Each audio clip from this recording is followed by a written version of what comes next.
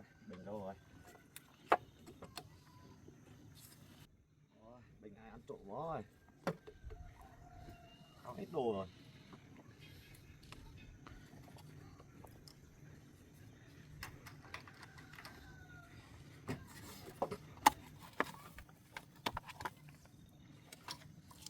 Hết dây điện rồi. Rồi, bọn chị phải sửa thôi.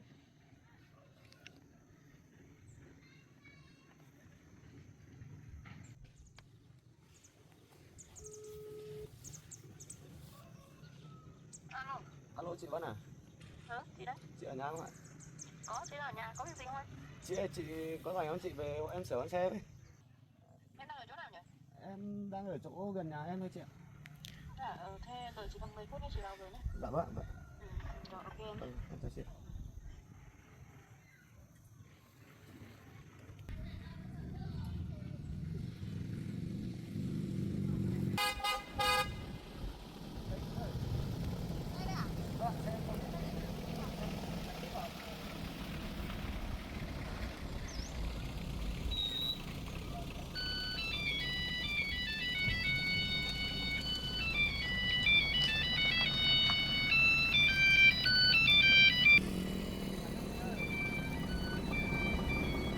Ôi.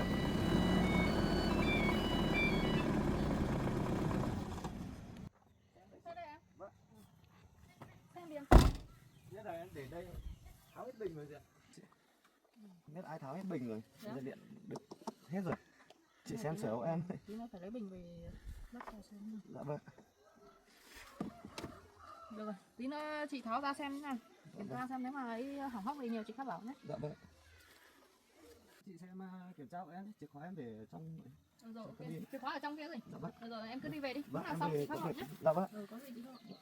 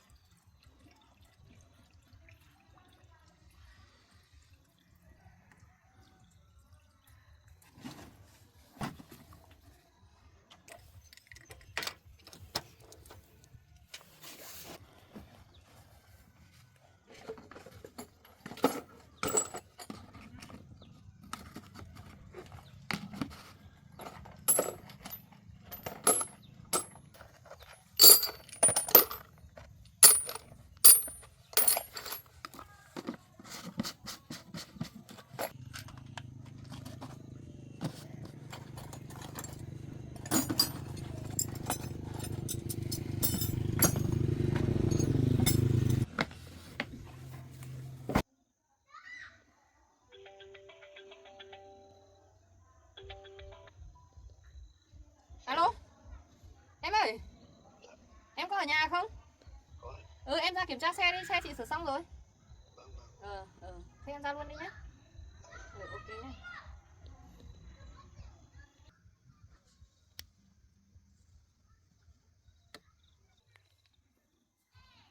Xe em chị sửa xong rồi nhá. Em lên kiểm tra máy đi.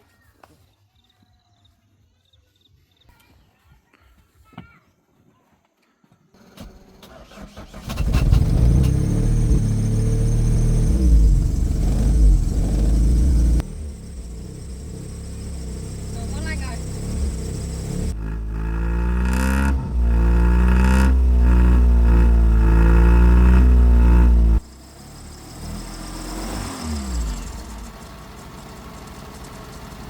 Máy nổ êm hết nhờ. Được rồi. Cái này bây giờ sửa đồ rồi, tí nữa em mang đi xịt cho những cái này nó sạch sẽ là được. Ok hết. Là một thành.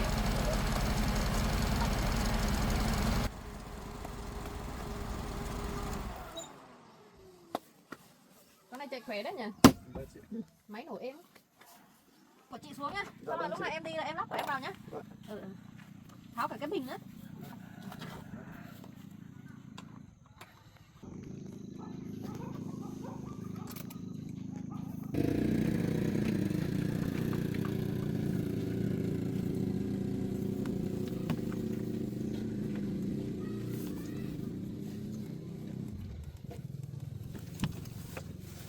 Cái cà lê 10 nữa.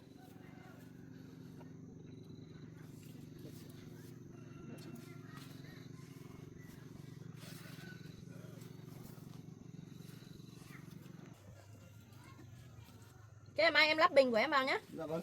Lắp cái bình vào là ok rồi. Nó nổ ngon lành rồi.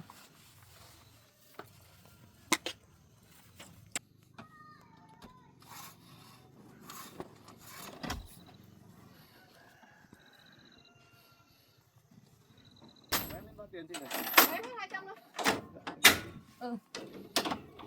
Không sửa cái gì nhiều mấy. 200 thôi. Chị cảm ơn nhé. Lúc nào có gì hỏng hóc lại gọi chị sửa nhé. Dạ vâng. Chị đi về luôn đi. Cảm ơn chị. Ờ.